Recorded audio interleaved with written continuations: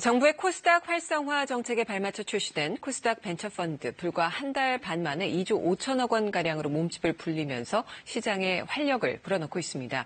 어떤 펀드기에 이렇게 인기인지 투자 시에 주의할 점은 없는지 신한금융투자 이선엽 연구위원과 알아보겠습니다. 안녕하십니까? 네, 안녕하십니까? 네, 코스닥 벤처펀드 어떤 건지 좀 자세히 설명해 주시죠. 신탁 자산의 50% 이상을 벤처기업에 3년 이상 투자하는 펀드를 보통 지칭을 하고요. 네. 기본적으로 이제 벤처라든가 코스닥 시장 활성화를 위해서 만든 펀드라고 보시면 될 것 같습니다. 네. 당국이 현재 혁신 성장을 꾀하고 있는데 그 마중물로 현재 코스닥을 키울 거고 그 제대 중에 하나가 이 코스닥 벤처 펀드라고 보시면 될 것 같습니다.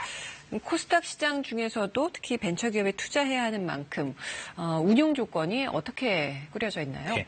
기본적으로 이제 펀드 자산 중에서 50% 이상을 벤처기업에 투자를 먼저 해야 되는데요. 그중에서도 15%는 벤처기업의 신주, 즉 새로 발행하는 주식을 담아야 되고 네. 35%는 코스닥에 있는 기업에 투자를 해야 되는데 신주와 구주 다 됩니다. 네. 아무 주식은 되는 건 아니고요.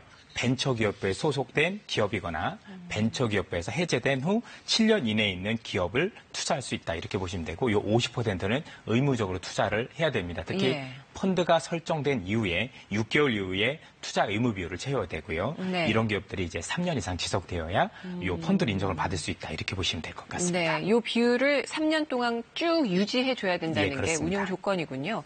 근데 판매 초반부터 상당히 흥행 돌풍을 일으키고 있습니다. 요인이 어디에 있다고 보십니까? 이제 두 가지 크게 매력이 있기 때문입니다. 이제 가장 큰 매력이라고 한다면 이제 공모주를 우선적으로 받을 수 있는 비율이 있는데 네. 공모주가 상당히 수익률이 좋습니다. 지난해 같은 경우만 해도 코스피 대비해서 2배 이상 오른 41.2%의 수익률이 공모주에서 나왔는데 이 펀드에 들면은 공모주를 많이 받을 수 있거든요. 네. 의무적으로 이제 30% 이상을 배정해 주게 돼 있거든요. 네. 즉 공모주를 통해서 수익을 크게 내고자 하는 분 입장에서 이 펀드가 굉장히 유리하다는 점에서 긍정적이고 두 번째는 역시 세제 혜택이 있습니다. 네. 아무래도 신규 상장 종목이 이렇게 되면서 세제 혜택이 되다 보니까 세금 혜택도 받고 공모주로 수익을 얻을 수 있고 이러한 점들이 긍정적으로 작용한 것으로 보여집니다. 그렇군요. 좀 자세하게 짚어보겠습니다. 세제 혜택이 구체적으로 어느 정도나 되나요? 예, 코스닥 벤처기업 펀드에 이렇게 가입을 하시는 경우 3천만 원에 대해서 10%, 즉 300만 원에 대해서 소득공제를 받으실 수 있다라고 보여지는데요. 네. 이렇게 받으려면 아무래도 펀드 가입 후 3년 이상 아무래도 유지를 하셔야 되는 거고요. 예. 그 3년이라는 기간은 펀드에 가입 후가 아니라 가입해서 펀드에 매수를 해야 됩니다. 그러니까 돈을 집어넣으시고 한 이틀 정도 후가 될 것 같은데 시간이 걸리죠. 그렇습니다. 그때부터 이제 3년 정도 있으셔야 그걸 받으실 수 있고 네. 문제는 이제 3년 이내에 뭐 중간에 해지를 하신다거나 이러면은 세제 혜택을 받으실 수 없다. 이렇게 보여지는데요. 네. 가입 시점 기준으로 보면 2020년 12월 31일까지 가입을 하시면 이제 3년 정도 유지하셨을 때 받을 수 있다. 이렇게 보여지고요. 국내에 이제 거주하는 사람, 특히 네. 183일 이상 거주한 사람은 된다. 이렇게 보시면 되겠습니다. 네. 다만 이제 소득공제를 안 받겠다. 이러시는 분들 같은 경우는 네. 외국인이라든가 기관 입장에서도 얼마든지 이렇게 넣으실 수 있다. 이렇게 보시면 되겠습니다. 소득공제를 받지 않을 경우에는 기관도 또 외국인도 예, 그렇습니다. 투자할 수 있는 거군요. 근데 공모주가 사실 일반인들에게 떨어지기가 참 어렵습니다. 네, 근데 그렇습니다. 30%가 우선 배정된다는 거는 상당히 큰 비율 아닌가요? 예, 그렇습니다. 아무래도 이제 그 공모주 같은 경우 수익률이 좋기도 하지만 수익률이 좋으면 아무래도 많은 주식을 들고 있어야 긍정적이지 않겠습니까? 그렇죠. 근데 개인들 같은 경우 이전에 있던 제도로 공모주를 받게 되면 생각보다 배정 물량이 그렇게 많지는 않습니다. 네. 이런 어떤 허점을 이용해서 굉장히 좀 긍정적으로 작용했다고 볼 수가 있는데 그만큼 30% 이상의 배정 물량을 받게 되면은 아무래도 배정 물량이 많아지니까 좀 더 좋은 수익을 기를 수 있을 것 같습니다. 네. 코스닥 벤처 같은 경우는 전체 주식 중에서 30% 우선적으로 배정을 해주고요. 네. 기관이 20%, 또 우리 사주조합이 한 20%, 일반이 20%인데 그중에 비율이 제일 많으니까 공모주하는 입장에서는 굉장히 큰 매력이 있다고 보시면 되겠습니다. 그렇습니다.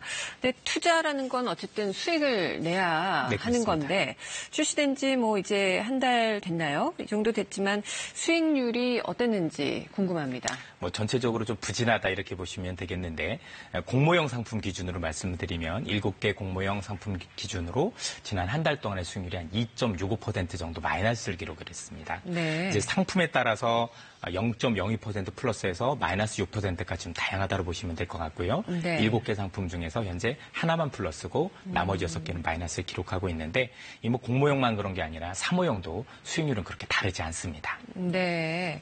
뭐 사모형이 그렇게 상황이 크게 다르지 않다는 건 전체적인 시장 상황이 좋지 않았다는 뜻으로 해석이 되는데요. 얼마 안 돼서 뭐 섣불리 말씀드리긴 그렇지만 흥행몰이 한 것 치고는 수익률이 너무 낮은 거 아닌가요?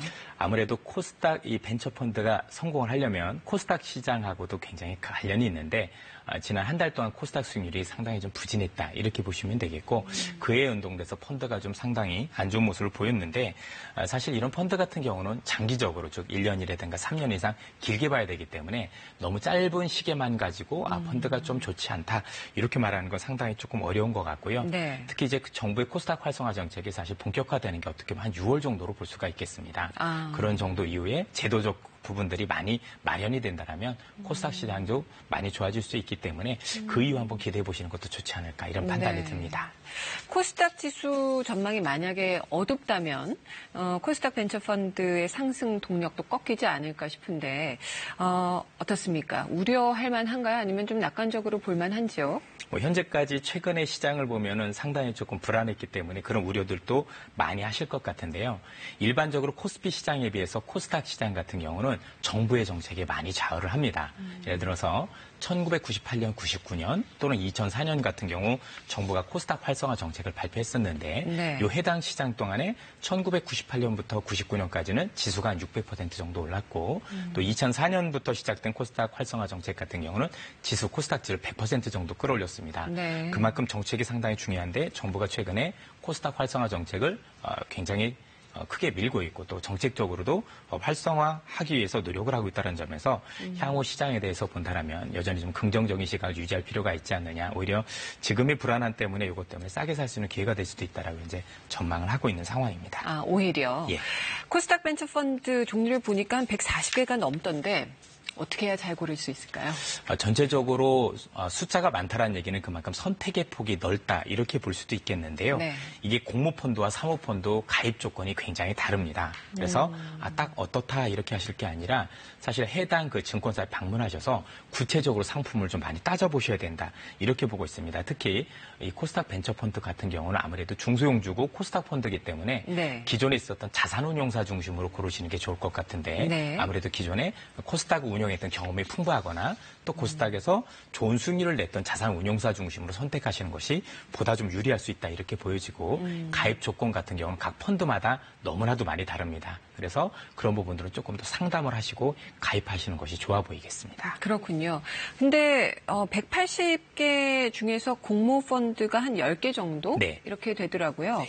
근데 사실 사모펀드는 고액 자산가나 들어갈 수 있는 상품이고 일반 사람들이 가입하기에는 범위가 너무 적은 거 아닌가. 사실 이제 돈 가진 이 사모펀드에 투자하시는 분들이 공모주를 받아서 수익을 얻고 이렇게만 이용되지는 않을까 이런 걱정도 좀 됩니다. 개인 예. 투자자들 입장에선. 사실 사모펀드들 같은 경우 보면 실제로 가입 자격이 2억 이상, 10억 이상 이래서 사실 개인 투자자 입장에서 접근이 어려운 것이 사실인데 네. 이런 부분을 이제 보완하기 위해서 공모펀드에 대해서 상당 부분 좀 유리할 수 있도록 지금 제도를 많이 개선하고 있다 이렇게 보시면 될 것 같고요.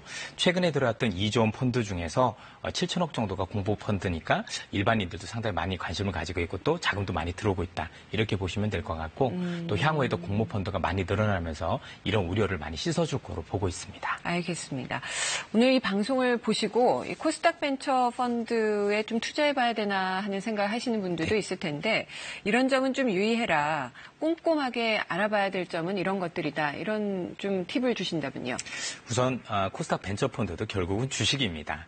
주식 상품이라는 것은 사실 손실 가능성이 높다라는 점에서 무조건 돈을 버는 것만 아니다. 이렇게 보셔야 될 것 같습니다. 또 앞서도 말씀드린 운용사 역량에 따라서 굉장히 수익률이 달라질 수 있기 때문에 어떤 운용사를 선택할 것인지도 굉장히 좀 중요시 여기셔야 되겠다. 이렇게 보여지고요. 네. 또 앞서 말씀드린 전체적인 시장 전망도 따져보셔서 투자하실 때 좋은 수익을 거둘 수 있도록 꼼꼼히 좀 따져봐야 되지 않을까 이렇게 보여집니다. 근데요, 좀 더 구체적으로 말씀해 주세요. 운용사의 역량을 저 같은 일반인이 어떻게 평가할 수 있을까요? 전체적으로 이 펀드를 보시면 그 각 회사마다 각 회사의 사이트도 있고 아니면 금융투자협회라고 있습니다. 네. 여기에 들어가시면 그 펀드들의 그동안에 있었던 운용했었던 내역들이 다 나옵니다. 어떤 사람이 운용을 하고 있고 또 그동안의 수익률은 어떻게 되고 있고 또 이 펀드가 대형주였는지 아니면 코스닥이었는지도 세분화되어 있기 때문에 그런 부분들을 감안해서 참고를 하신다면 아무래도 조금 더 잘 고를 수 있지 않을까 이렇게 판단이 됩니다. 그러면 중소형 투자를 지금까지 어느 정도 했는지, 어느 정도의 실적을 냈는지를 좀 사이트를 통해서도 확인을 하고 예, 발품을 그렇습니다. 좀 팔아야 되겠군요. 예, 그렇습니다. 알겠습니다. 오늘 말씀 잘 들었습니다. 예, 고맙습니다.